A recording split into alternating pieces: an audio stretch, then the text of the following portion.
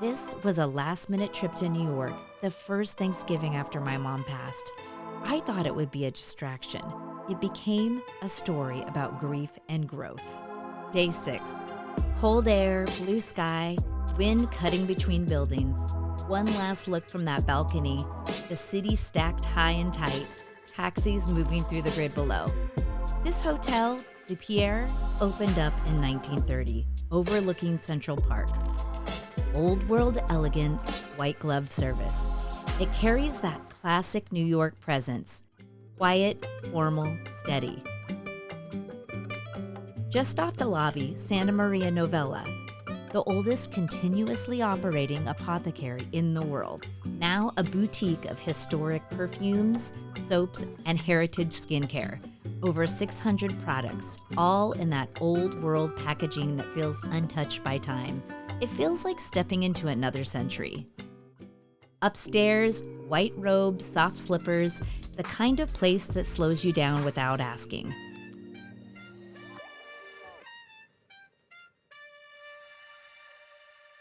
Brunch, coffee, one more walk. We stepped into Tiffany & Company. The Blue Box dates back to the 1800s. The Fifth Avenue flagship opened in 1940, now reimagined as the landmark, restored on the outside, completely transformed inside. Light pouring through, marble, silver, art across 10 floors. We couldn't afford a thing, but the staff sure treated us like we could. They shared the history, the craft, the legacy. If my mom were there, she would have wanted something blue. Anything blue.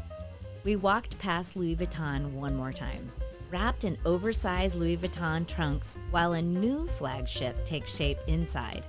The city always building, always becoming something else. Renovation conversion, that's Flatiron Building.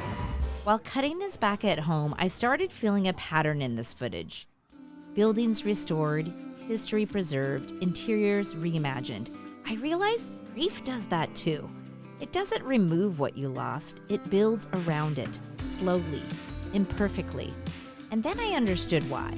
Because this was the first Thanksgiving without my mom, and this holiday made it real. For years, that day meant 25 plus people, a full house. This year felt quiet, disconnected, unfamiliar. I was gonna stay home, keep it small, keep it numb. Instead, I said yes to New York, and I learned something. Because it's beautiful. Because it's beautiful. Losing your favorite person changes the color of everything. Not always in a dramatic way. Sometimes it's subtle. A quiet ache, a shift in the light. This is part of being human. To love so fully that when they're gone, the world feels slightly tilted. Grief is not only weight, it can be waves. Sometimes they knock you down, sometimes they carry you forward. It can move you into new streets, new tables, and new memories. That is what New York was for me. Not an escape, a step. A way to honor her by keeping my eyes open. Looking back now, that trip feels like a bookend. Not the end of loving her, not the end of missing her, but the beginning of letting my grief become part of who I am becoming. Day 6. Not a goodbye, just a continuation. Thank you, New York.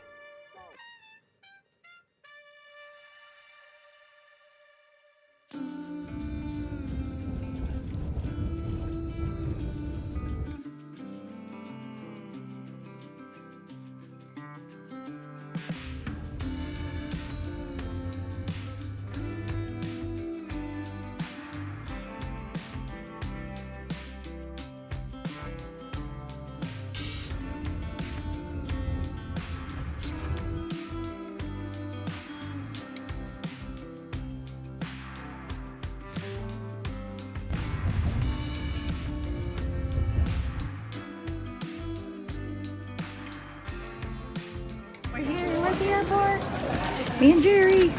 We're doing it. Bye, New York. I love you.